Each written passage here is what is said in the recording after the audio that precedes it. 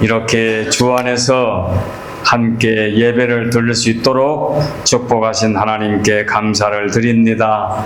또한 반갑습니다.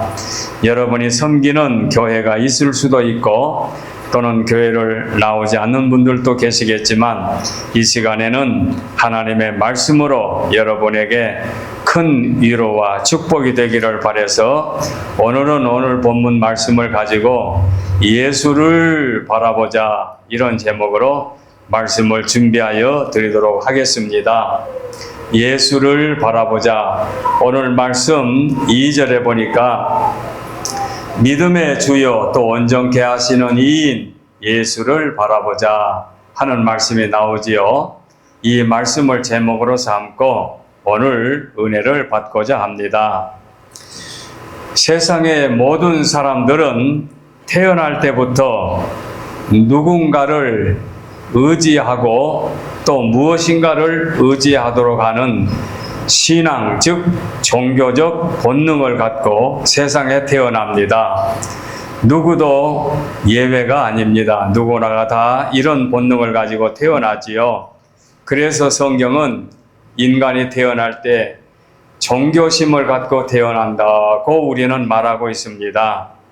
그래서 사람이 사는 곳은 그 어느 나라, 어느 곳, 어디에서든지 예외 없이 많은 신들을 섬기기 때문에 많은 신들이 있습니다. 그래서 우주 안에 어디에서든지 누가 살든지 신이 존재하고 있지요. 심지어는 태양을 신으로 믿고 달을 신으로 믿고 별을 신으로 믿고 땅에 있는 모든 짐승들을 신으로 믿는 그런 나라, 그런 민족이 많지요. 심지어는 인간이 조각하여 만들어 놓고 어떤 형상을 만들어 놓고 이게 신이다고 믿는 경우도 얼마나 많습니까? 이게 어제 오늘의 일이 아니라 옛날 아주 예적부터 이렇게 신을 섬기는 경우가 많기 때문에 성경에서도 그런 경우를 표현하고 있습니다. 그래서 기독교에서도 우리가 신을 섬긴다라고 할 때에 그 신이 어떤 신이냐, 이게 중요하지요.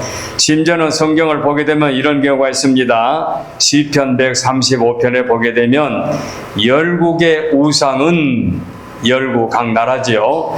열국의 우상은 은금이요 사람의 손으로 만든 것이라. 입이 있어도 말하지 못하며 눈이 있어도 보지 못하며 귀가 있어도 듣지 못하며 그들의 입에는 아무 호흡도 없나니 그것을 만든 자와 그것을 의지하는 자는 다 그와 같다고 했습니다. 무슨 말씀인지 아시죠? 열국의 우상, 각 나라의 모든 사람들이 만든 우상은 은으로 만들었든 금으로 만들었든 돌로 만들었든 나무로 만들었든 사람의 손으로 만든 것이다. 사람의 손으로 만든 것, 이것을 우상으로 섬기는 경우가 많은데 입이 있어도 말을 못하고 눈이 있어도 보지 못하며 귀가 있어도 듣지 못하고 입이 있어도 아무 호흡도 없나니 그것을 만든 자, 조각하여 만든 자, 석공 또는 목공을 비롯한 조각하여 만든 자들과 그것을 의지하는 자들은 그 금은으로 만든 우상과 똑같다. 그런가 하면은 예레미야서 2장에 있는 말씀을 보게 되면 그들이 나무를 향하여 너는 나의 아버지라, 또는 돌을 향하여 너는 나를 낳았다, 이렇게 말하면서 나에게 등을 돌리고 하나님께 등을 돌리고 그들의 얼굴을 내게로 향하지 아니하다가 환난을 당할 때에 이르기를 우리를 구원해 주세요 라고 말하고 있다, 이 말이죠.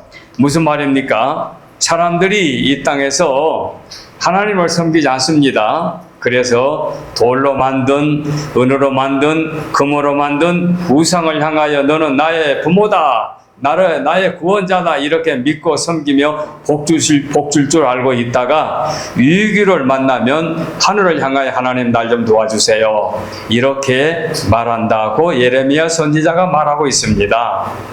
빈말이 아니죠.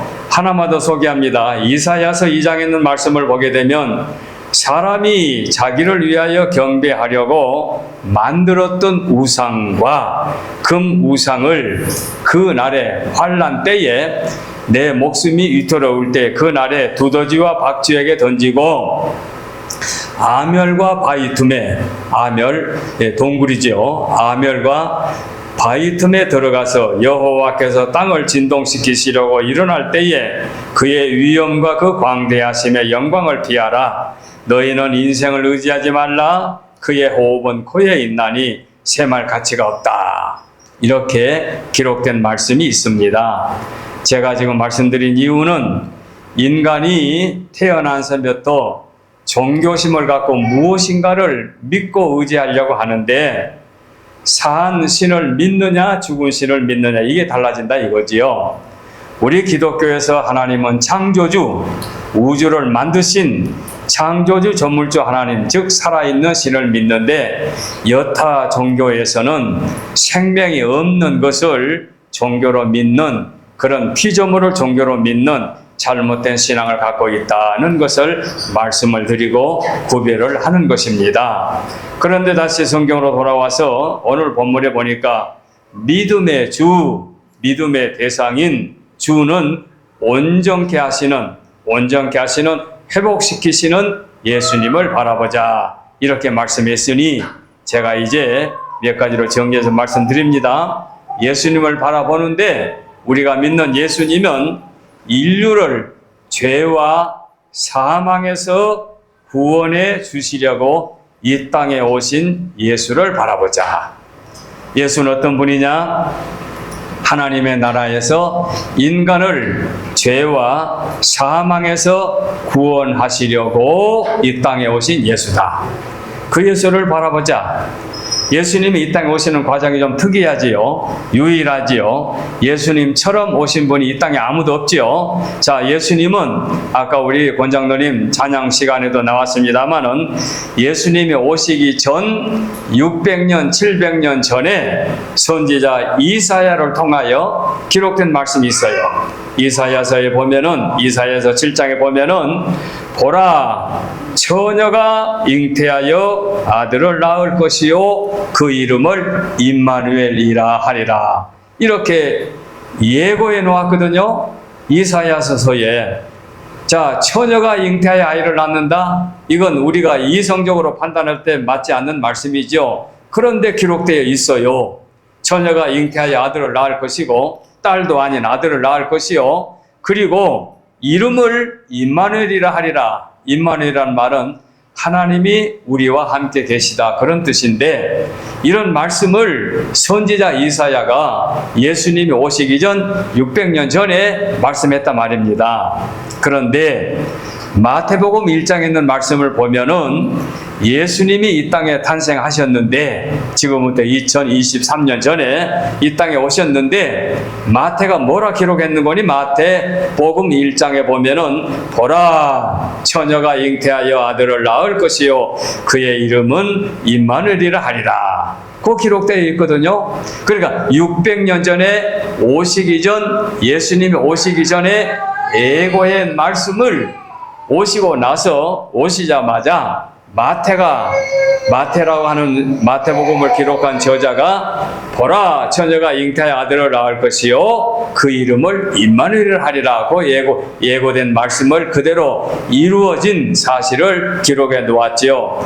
그러니 세상에 누가 태어나기 전에, 그리고 특별히 처녀가 잉태하여 태어났는데 태어나기 전에 이름까지 정해놓은 분이 있습니까? 예수님 외에는 없지요. 그래서 하나님이 우리와 함께 계시다. 하나님의 나라에서 인간을 죄에서 구원하시려고 오신 예수님은 이렇게 오셨다는 것을 성경이 증거하고 있습니다. 그런가 하면은 자, 예수님이 오실 때 마리아라고 하는 분이, 여자분이 남편 요셉이라는 목수의 직업을 갖고 있는 요셉이라는 분과 결혼하기 위해서, 오늘날로 말하면 약혼이지요. 약혼, 정혼, 약혼을 해 놓아서 이제 마리아는 곧 결혼식을 하면은 이제 남편을 섬기는 한 가정의 부인이 될 터인데, 천사가 나타나서 자, 그 여자 마리아에게 천사가, 마리아여, 누가복음 1장에 보니까 무서워하지 말라, 네가 하나님께 은혜를 입었느니라 하고 천사가 말합니다. 그러니까 그러면서 말씀하시기를, 보라, 네가 잉태하여 아들을 낳으리니 그 이름을 예수라 하라. 예수는 죄에서 구원해 주신다, 구원자다, 그런 뜻입니다. 아까 임마누엘은 하나님이 우리와 함께 계시다. 그리고 예수는 죄인을 죄에서 구원해 주시다. 근데 그 이름을 예수라 하라 하고 마리아에게 천사가 말합니다. 그러니까 마리아가 너무 뜻밖의 그런 말을 들으니까 34절을 보니까 마리아가 천사에게 말하되, 나는 남자를 알지 못하니 어찌 이런 일이 내게 있겠습니까? 하고 말을 했어요. 난 아직 남자를 모르는데 이제 곧 남편을 만날, 내 남편은 정혼한 남편이 요셉인데 아직 그 남자를 만나기 전인데 어찌 내게 이런 일이 있겠습니까? 라고 반문하니까 35절에 천사가 대답합니다. 이르되 성령이 임하시고 지극히 높으신 이의 능력이 너를 덮으시리니 이름으로 나실 바 거룩한 이는 하나님의 아들이다 고 알려줍니다. 그러니까 믿음 있는 처녀 약혼자였던 마리아가 주의 계집 종이오니 말씀대로 이루어지이다. 내 입장에서는 도무지 받아들일 수 없습니다.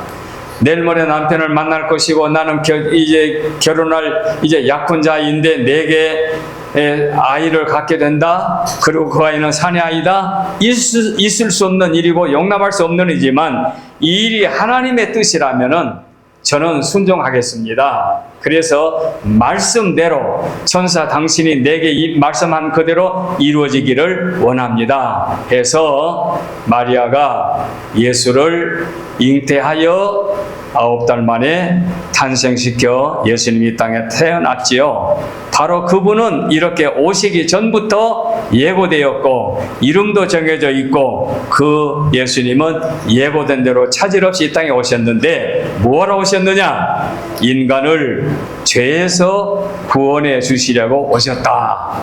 바로 이것이 일대지에서 나오는 말씀인데, 제가 오늘 이 말씀을 인간을 죄에서 구원해 주시러 오신 예수를 바라보자, 이렇게 일대지를 정했습니다. 이렇게 오신 이유가 있습니다. 하나님께서 인간을 죄에서 구원해 주셔야 되는데 그 구원자는 꼭 예수님이어야 됩니다. 왜 예수님이 되느냐? 첫째, 예수님은 인간을 죄에서 구원해 주실 분은 죄가 없어야 된다. 무죄하신 분이어야 된다.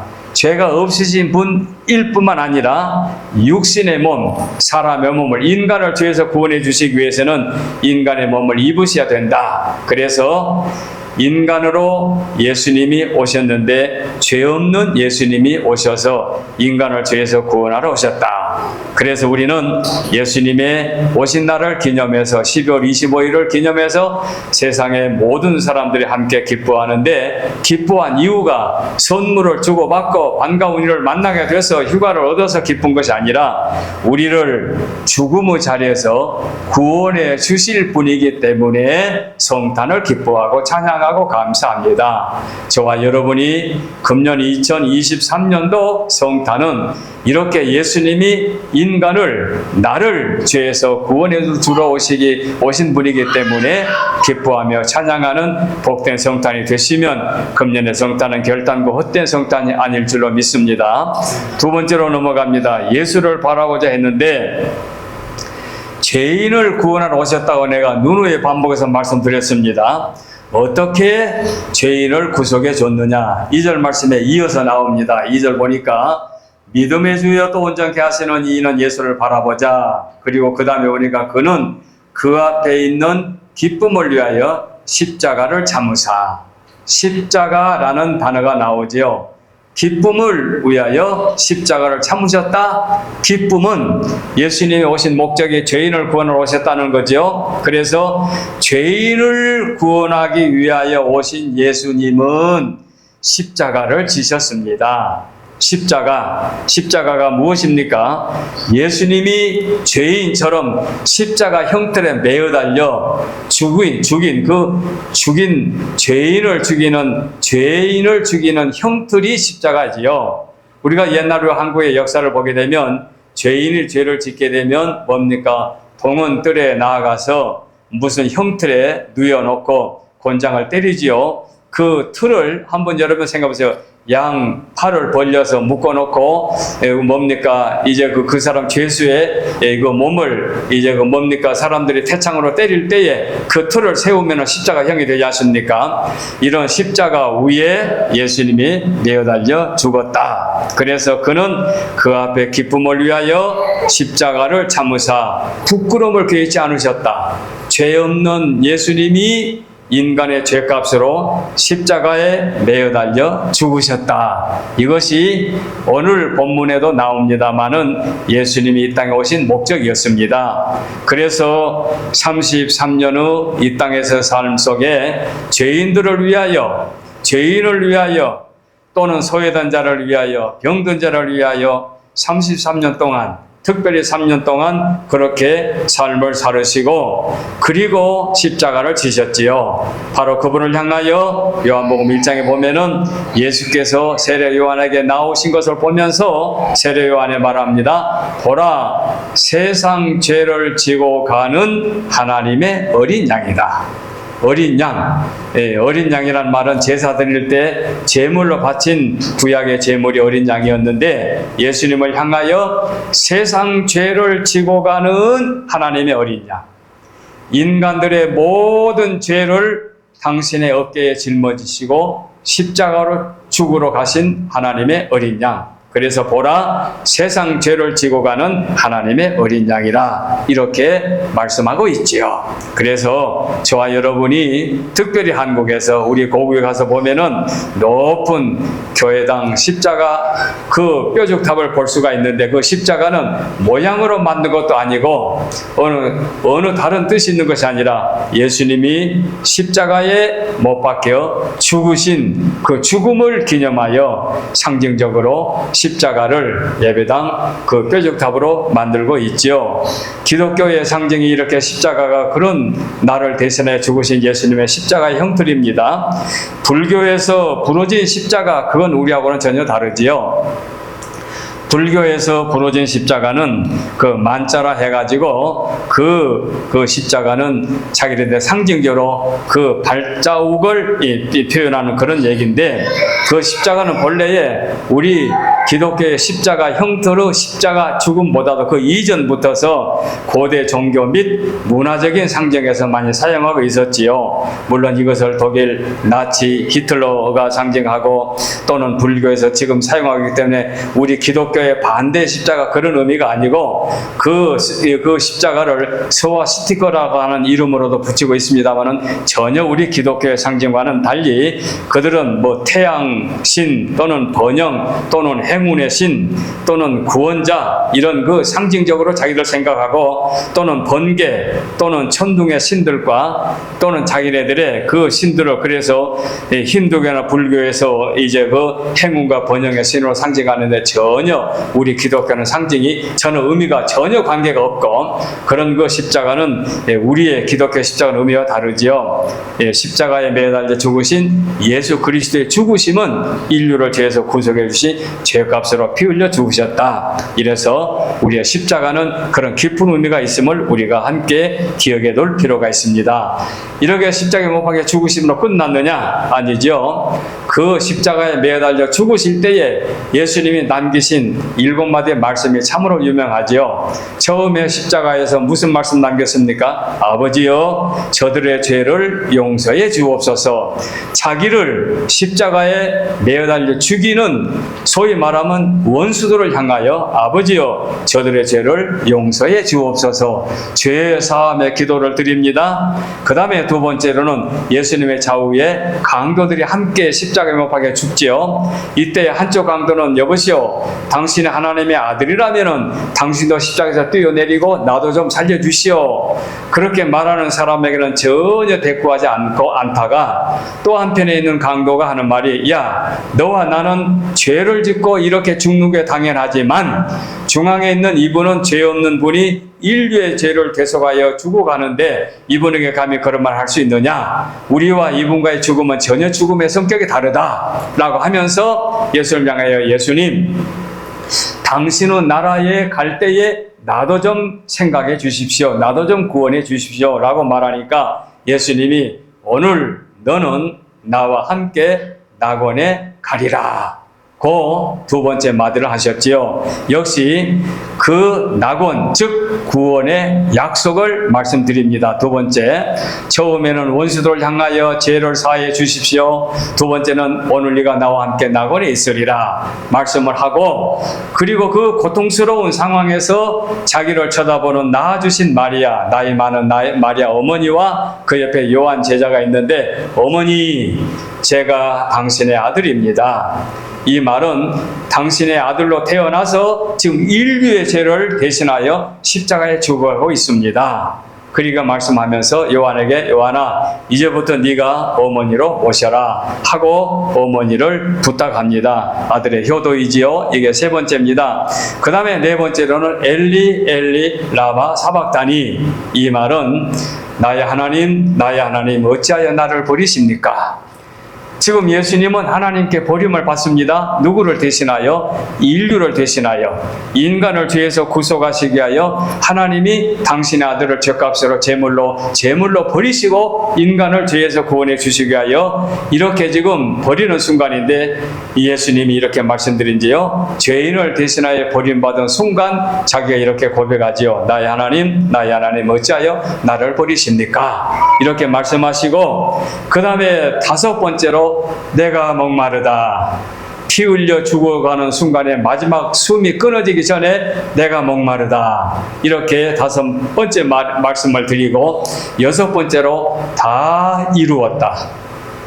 이제 내가 죽음으로 인하여 하나님께서 뜻을 이루신 죄인을 죄에서 구속해 주시는 그 죽음을 다 이루었다 말씀하시고, 일곱 번째로, 아버지여 내 영혼을 부탁드립니다. 이렇게 일곱 마디 말씀을 하시고 세상을 떠나시지요. 세상에 죽는 모든 사람들이 죽기 전에 여러 가지 자기들 나름대로 말을 남기지요. 어떤 사람은 우물쭈물하다가 내 그럴 줄 알았다, 뭐 이렇게 말을 남겨 죽었다는 사람도 있지요.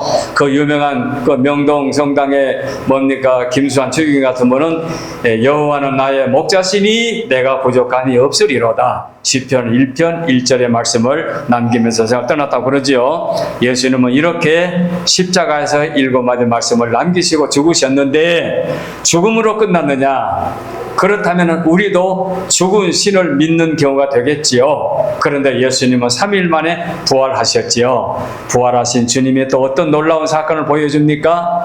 그 무덤에 묻힌 지 3일 만에 그를 따르는 여인들 중에 막달라 마리아가 맨 먼저 예수님의 시신에 그 향유를 바르려고 가지고 준비해가지고 갔는데 무덤문이 물렸지요. 무덤 문이 열렸지요. 그리고 무덤을 보니까 아무도 없지요. 근데 천사만 이제 나타나는데 그 마리아에게, 막달라 마리아에게 맨 먼저 나타나지요, 예수님이. 그리고 다른 여인들에게, 다른 여인들, 막달라 마리아 외에 다른 여인에게 두 번째로 나타나지요. 그 다음에 세 번째로는 그 제자들이 무서워서 문을 안으로 꽁꽁 걸어 잠그고 지금 두려워 떨고 있는 제자들이 도마 제자 없는 10 제자가 있는데 나타나게 되지요. 세 번째로 나타납니다. 그 다음에 네 번째로는 예루살렘에서 엠마오로 가는 두 제자들이 근심하며 가는데 그 제자들이 나타나지요. 그리고 다섯 번째로 도마가 있는 11 제자에게 나타나게 되지요. 그리고 그 외에 개바 베드로에게 나타나고 야고보에게 나타나고 500여 형제에게 나타나고 그 다음에 갈릴리 바다에 고기 잡으러 갔던 7 제자에게 나타나고 그 다음에 10번째로 예수님이 감람산에서 구름 타고 승천하시는 그 하늘로 올라가실 때에 많은 사람들이 보는 가운데서 하늘로 올라가셨지요. 이렇게 해서 살아나셔서 부활하신 주님이 약속하십니다. 내가 아버지께로 가서 너희를 위하여 처소를 예비하러 가노니 그 처소가 예비되면 내가 다시 와서 너희를 내게로 영접하여 아버지와 함께 낙원에서 함께 살리라고 약속하시고 하늘로 올라가셨지요. 올라가시고 난 다음에 약속된 하나님의 영, 성령이라고 해서 성령, 하나님의 영을 보내주시므로 지금 저와 여러분들은 예수님을 구주로 영접하게 되면 성령이 저와 여러분 속에 마음속에 임재하여 저와 여러분은 그리스도 안에서 한 가족으로 하나님의 백성으로 하나님의 자녀로 이렇게 이 땅에서 믿음으로 살게 됩니다. 이것이 그리스도의 구원의 완성을 이루신 약속입니다. 이렇게 주님은 우리를 위해 오셨고 우리를 십자가에 죽으셨고 부활하사 승천하신 예수님을 오늘 본문 이 2절 한 절 속에도 이렇게 함축되어 있습니다. 그 다음에 세 번째로 예수를 바라보자. 그 2절을 계속 맞아 읽습니다. 믿음의 주여도 온전케 하시느니 예수를 바라보자. 그는 그 앞에 있는 기쁨을 위하여 십자가를 참으사 부끄러움을 개의치 아니하시더니 그 다음에 보니까 하나님 보좌 우편에 앉으셨느니라. 하나님 보좌 우편에 앉으셨느니라. 지금 제가 부활하신 예수님이 한 10번 정도 40일 동안 사랑하는 이들에게 만나 보이시고 하늘로 승천하셨는데 승천하신 과정도 성경에 자세히 나와 있습니다. 사도행전 1장에 보게 되면 이 말씀을 마치시고 그들이 보는데 올려서 가시니 구름이 그를 가리워 보이지 않게 하더라. 올라가실 때에 제자들이 자세히 하늘을 쳐다보고 있는데 흰옷 입은 2 사람이 그들 곁에 서서 이르되 갈릴리 사람들아 어찌하여 서서 하늘을 쳐다보느냐. 너희 가운데서 하늘로 올려주신 이 예수는 하늘로 가심을 본 그대로 오시리라. 고 사도행전 1장에 말씀했는데 마가복음 16장에도 주 예수께서 말씀을 마치신 후에 하늘로 올려지사 하나님 우편에 앉으셨느니라. 그 말씀했는데 오늘 본문 2장 마지막 절에 보니까 십자가를 참으사 부끄러움을 개의치 아니하시더니 하나님 보좌 우편에 앉으셨느니라. 하늘로 승천하신 예수님은 이렇게 하나님 우편에 앉아 계십니다. 그래서 세 번째 대지는 하나님 우편에 앉아 계신 예수님을 바라보자. 이렇게 제가 세 번째 대지를 정했습니다. 우리를 죄에서 구원하러 오신 예수님을 바라보자. 이 땅에 오신 예수님, 우리를 십자가를 지신 예수님을 바라보자. 두 번째 대지, 지금은 하나님 우편에 앉아 계신 예수님.